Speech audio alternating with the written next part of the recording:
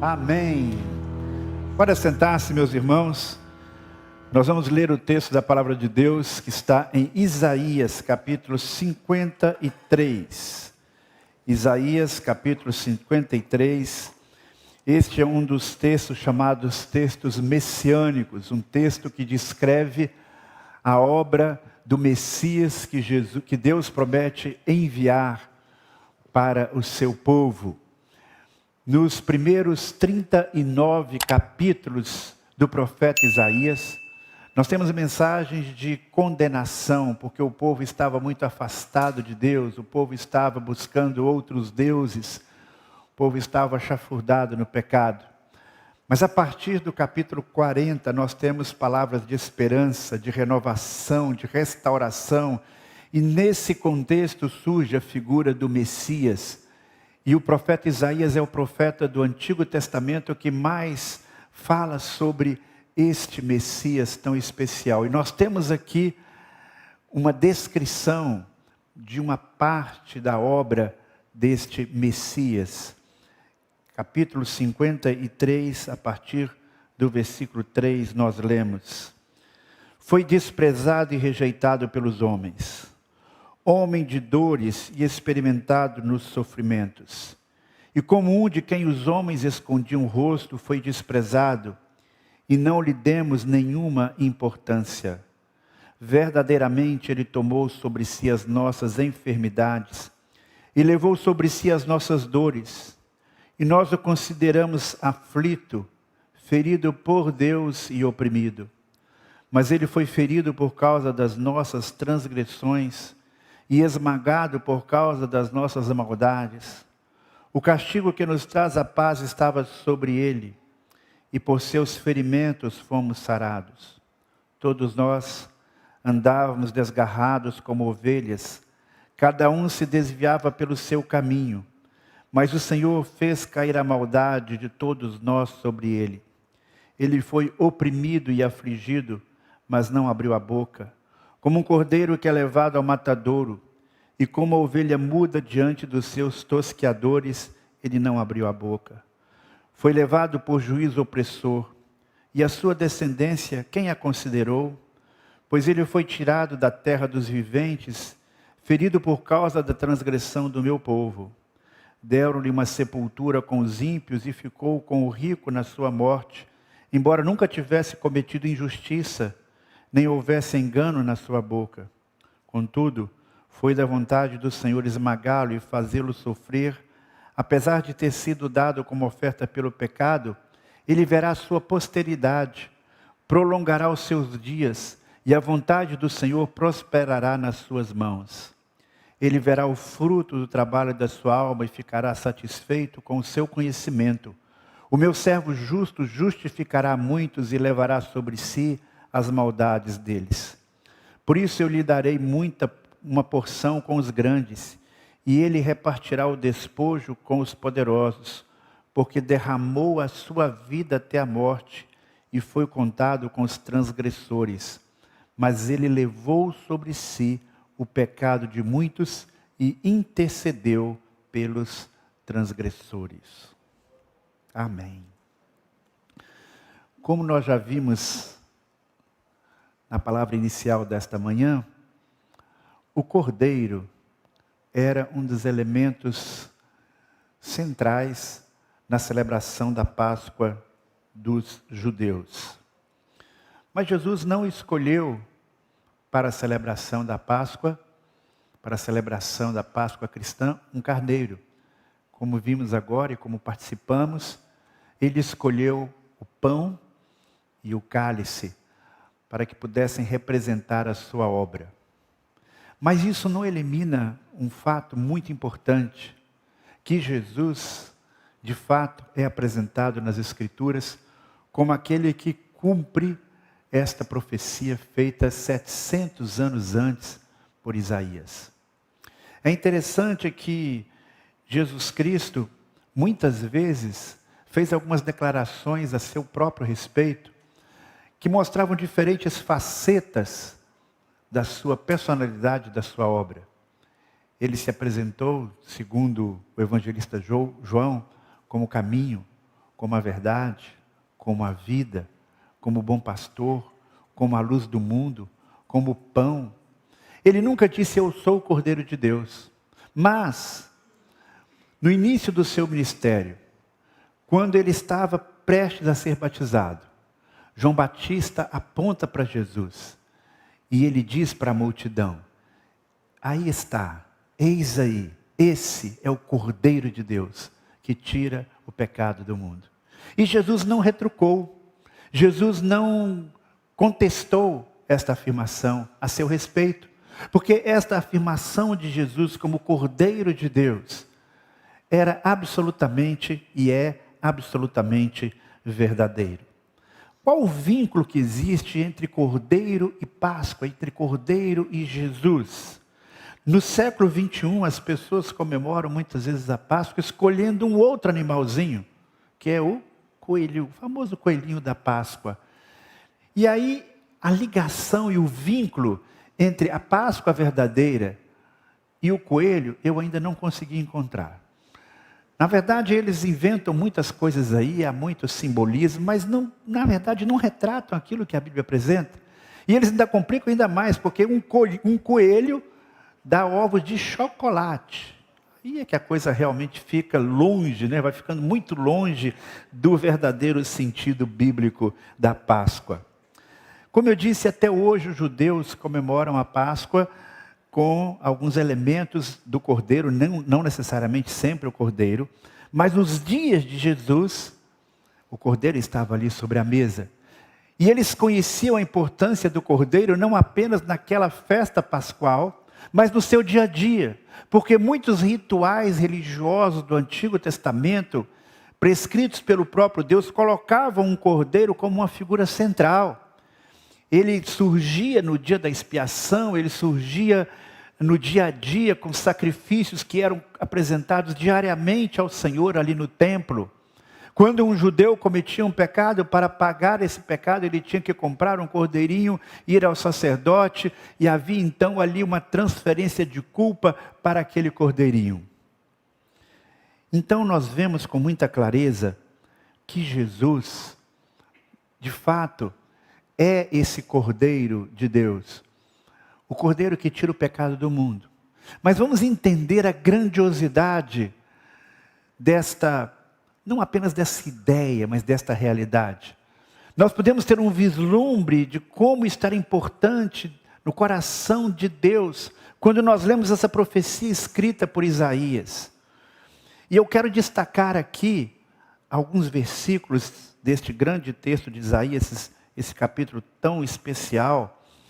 E hoje, agora, nesta manhã, e logo mais à noite, quando continuaremos falando sobre Jesus como Cordeiro de Deus, esse Jesus que cumpre essa profecia de Isaías, eu quero destacar 3 verdades importantes. E a primeira delas, nós extraímos do versículo de número 6, desse capítulo 53, quando nós lemos assim: todos nós andávamos desgarrados como ovelhas, cada um se desviava pelo seu caminho, mas o Senhor fez cair a maldade de todos nós sobre ele. A verdade que fica muito evidente aqui é que Jesus Cristo é aquele Cordeiro que recebe sobre si o pecado ou os pecados de toda a humanidade. O texto diz com clareza: todo o pecado foi colocado sobre ele. E ao longo desse texto que nós lemos aqui, nós temos pelo menos 10 palavras diferentes no hebraico para transmitir essa ideia de qual é a nossa condição espiritual. Qual era a condição espiritual do povo, mas não apenas daquele povo, mas de toda a humanidade.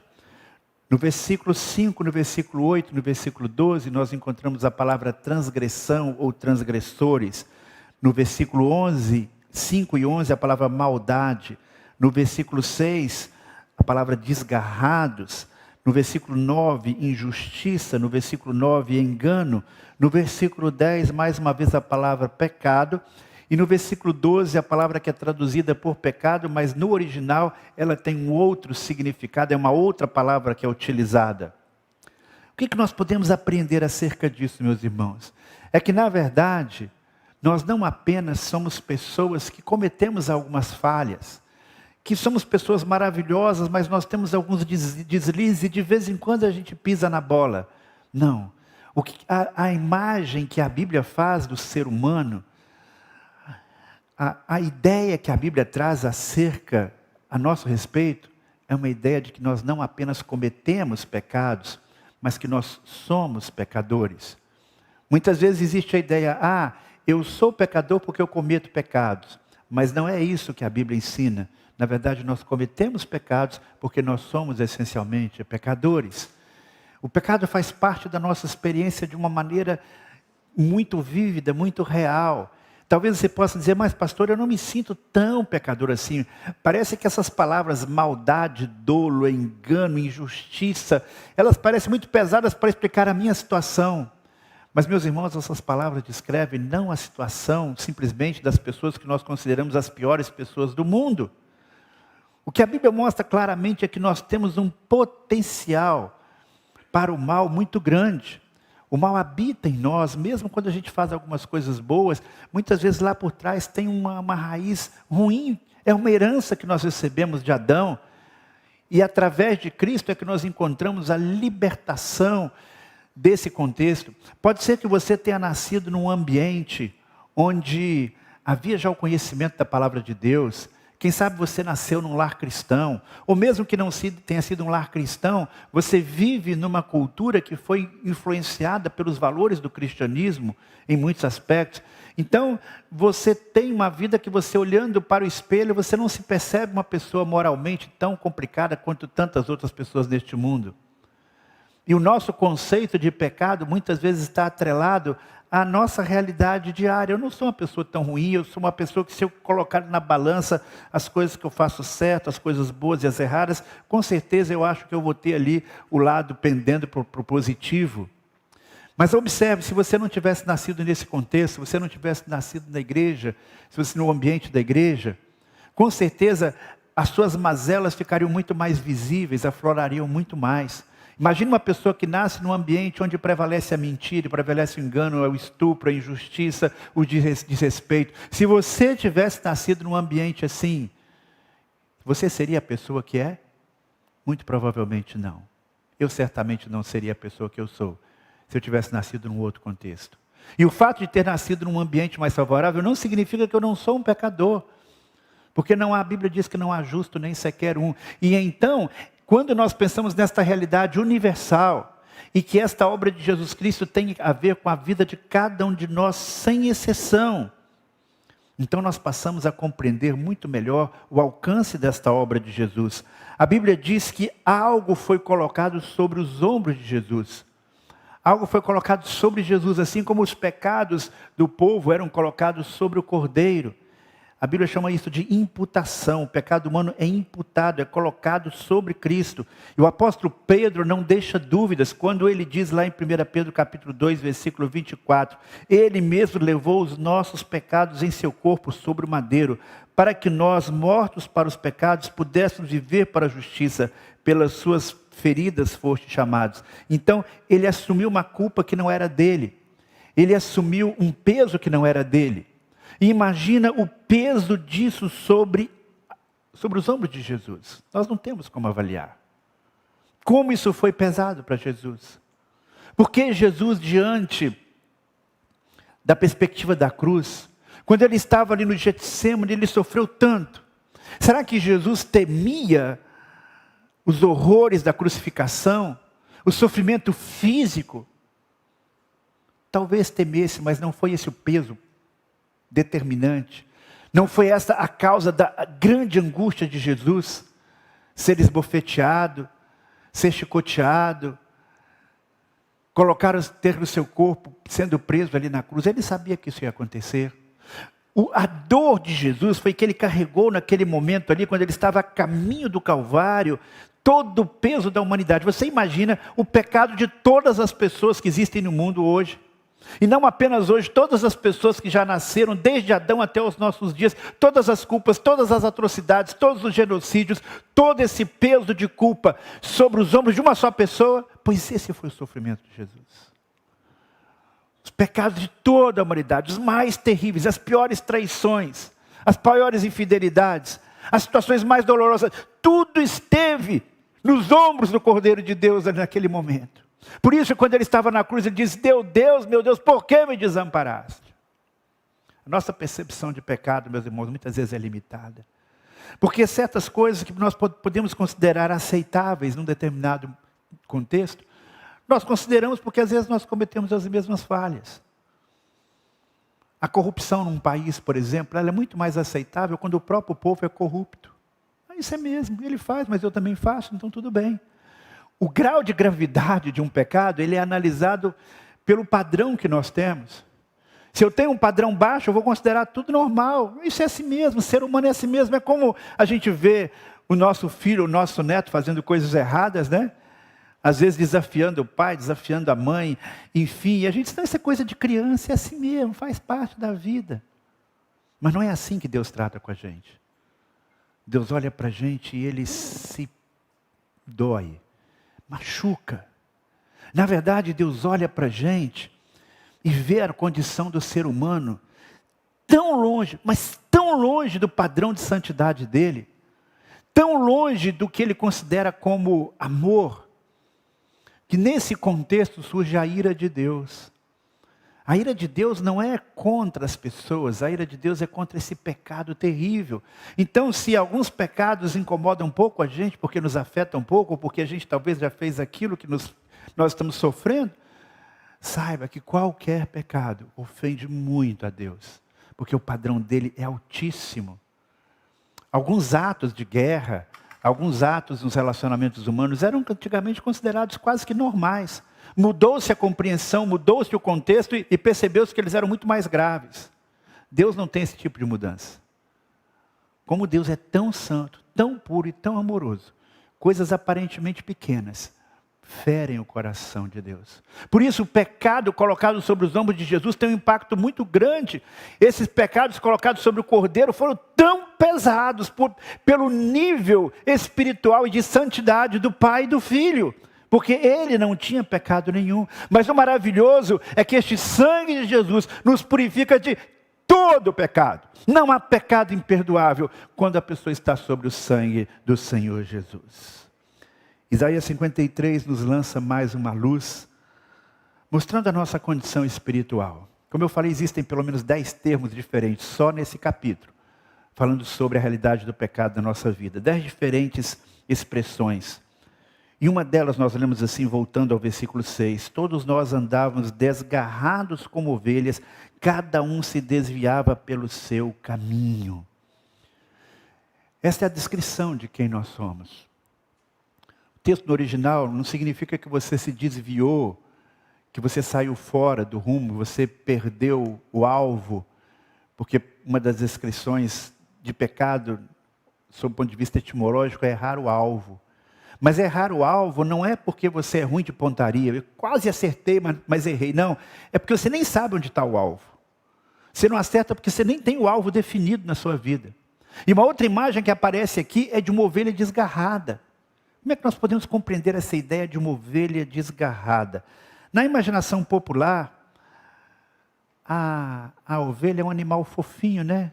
Tão bonitinha, indefeso, aquela pele, né? Aquela lã branquinha, parece algodão, que coisa maravilhosa. Você vê aqueles quadros assim, né? Aquela campina verdejante, ali aqueles rebanhos, parece uma coisa tão romântica, tão bucólica. Vai cuidar de uma ovelha para você ver. Dizem quem cuida de ovelhas que não é tão romântico, tão bonito, tão assim, especial quanto a gente pensa. A ovelha, muitas vezes, ela com aquela pele vai pegando sujeira, carrapicho, passa numa lama, fica um cheiro horrível. Né? E ela não é tão boazinha quanto a gente pensa, não. Elas dão as amarradas umas nas outras. E especialmente a ovelha, geralmente é muito sonsa. Ela perde o rumo com muita facilidade. Por isso que a Bíblia fala muito de ovelha perdida. Era muito fácil perder uma ovelha. Ela não tem muito senso de direção, né? Então ela sai andando assim, vai pastando e vai embora, se perde completamente, se desvia, se afasta, deliberadamente ou não. elas são trabalhosas e requerem uma atenção constante. E a Bíblia está dizendo aqui que a humanidade é como um bando de ovelhas, mas que está espalhado, está sem pastor, um bando de ovelhas que está desgarrado. E aí esse bando de ovelhas precisa de um pastor, mas eles precisam apenas de um pastor. Geralmente na cultura oriental, o pastor de ovelhas, ele ia atrás das ovelhas, mas ele ia com uma outra ovelha. Tinha uma ovelha de estimação dele, que ele orientava, que ele cuidava de uma maneira diferenciada. E Jesus é como essa ovelha, era chamada ovelha guia. O que essa ovelha fazia? Quando o pastor ia buscar uma ovelha que estava desgarrada, ele levava a ovelha guia. E aquela ovelha estava lá meio perdida, num canto lá, a ovelha guia chegava perto dela, ficava pertinho dela. Aí o pastor ia chegando, procurando arrebanhar, ele chamava a ovelha guia, que era uma ovelha diferenciada, mais obediente do que as outras. Às vezes ela tinha até um sininho nela, e aí quando a ovelha guia ia caminhando, junto com o pastor, que ela andava sempre perto do pastor, igual o cachorro que anda, né, perto do seu dono, a outra ovelha que estava desviada vinha junto. Então essa ovelha, ela ia sendo guiada, ela deixava de ser uma ovelha desgarrada e ela voltava para o aprisco, para o rebanho, junto com essa outra ovelha. É isso que Jesus faz conosco. Ele nos traz para o Pai, Ele nos leva de volta para o rebanho, quando nós desejamos segui-lo como nossa ovelha guia. Mas há uma outra verdade que esse texto nos traz. Jesus é o Cordeiro de Deus, que nos cura. Mais uma vez voltando a Isaías capítulo 5, mas ele foi ferido por causa das nossas transgressões e esmagado por causa das nossas maldades, e o castigo que nos traz a paz estava sobre ele, e por seus ferimentos fomos sarados. Para não ter dúvida de que isso se aplica a Jesus, o apóstolo Pedro diz lá na sua carta, primeira carta, capítulo 2, versículo 24. Ele mesmo levou nossos pecados em seu corpo sobre o madeiro, para que mortos para os pecados pudéssemos viver para a justiça. Pelas suas feridas fostes sarados. Ah, meus irmãos, quando nós olhamos para Jesus, como Cordeiro de Deus, nós vemos como Jesus sofreu. Não foi apenas o sofrimento físico, foi o sofrimento espiritual, como eu já mencionei, mas foi também o sofrimento emocional. Ele era um ser humano que tinha emoções, e ao longo de toda a sua vida, como ele sofreu, sob o ponto de vista emocional. Ele sofreu bullying. No momento em que ele caminhava para seguir o caminho da cruz, ele foi traído. Ele teve um dos seus discípulos mais próximos negando que o conhecia. Isso provocou dores imensas em Jesus, não apenas as dores físicas, mas as dores na alma. E quando Jesus aceitou a nossa condição humana para vir aqui, para cumprir a sua missão, ele sabia que ele ia experimentar tudo isso, e ele experimentou tudo isso literalmente. Ele foi humilhado, ele foi crucificado. Imagina uma pessoa sendo crucificada diante de uma multidão, completamente despido, alvo de todo tipo de zombarias e blasfêmias. Ele ficou completamente desfigurado. Agora a Bíblia diz que por esses sofrimentos todos, nós experimentamos a cura. Como? Porque Jesus se identifica conosco. Você é uma pessoa que se considera traumatizada pela vida? Você é uma pessoa que se considera machucada pelo mal que outras pessoas lhe fizeram? Saiba que Jesus sabe exatamente como você se sente. Porque quando ele viveu aqui, ele viveu essa condição humana de mentira, de traição e tantas outras coisas. E ele então se identifica com você como Cordeiro de Deus, que vem aqui, e ele quer nessa identificação trazer para você cura. Porque ele morreu, mas ele ressuscitou. E aí então aquele cordeiro que está ferido no corpo e na alma, ele traz restauração. Pelas suas feridas nós somos curados. Existe possibilidade de cura. Uma cura que começa a partir do momento que você começa a caminhar com Deus através de Jesus Cristo. Uma cura que acontece na medida que você se relaciona com o Cordeiro de Deus diariamente. Uma cura que vai se efetivar completamente quando o Cordeiro voltar com todo o poder e glória e nos restaurar completamente desse corpo mortal. Então, Jesus é o Cordeiro de Deus que cura as nossas feridas. Que nós possamos então, neste domingo de Páscoa, celebrar tudo isso, agradecer a Deus por tudo isso. Esse Cordeiro que assume a nossa maldade, que muitas vezes nós nem admitimos. É o Cordeiro de Deus que assume o pecado de toda a humanidade, que assume a nossa condição existencial de pecadores. O Cordeiro de Deus que tira o pecado do mundo. O Cordeiro de Deus que nos dá uma nova perspectiva, porque Ele não apenas nos purifica do pecado, mas Ele vai curando das consequências do pecado. O Cordeiro de Deus, Jesus Cristo, que nós possamos dele nos apropriar cada vez mais e estarmos em comunhão com o rebanho do Senhor. Ele nos traz de volta para o aprisco santo. Que Deus nos abençoe. Amém. Vamos fechar os olhos, vamos orar, vamos falar com o nosso Deus. Querido Pai do céu, eu te agradeço, Senhor, porque nós temos enviado por Ti este Cordeiro bendito, Cordeiro que se identifica conosco, que assumiu o nosso pecado ali na cruz, e com seu sangue nos lavou e nos purificou. Muito obrigado, Senhor, porque o Teu Filho assumiu esta condição de Cordeiro Teu, e literalmente deu a sua vida por nós. Senhor, muito obrigado, porque sabemos que nós não estamos sozinhos, que nós temos um Cordeiro que se identifica plenamente conosco, porque foi ferido por causa dos nossos pecados, e é o pecado que traz tanto ferimento na nossa alma e na vida das pessoas ao nosso redor, mas em Cristo Jesus nós temos a cura, e é isso que eu te peço, Senhor, para as nossas vidas, em nome de Jesus. Amém.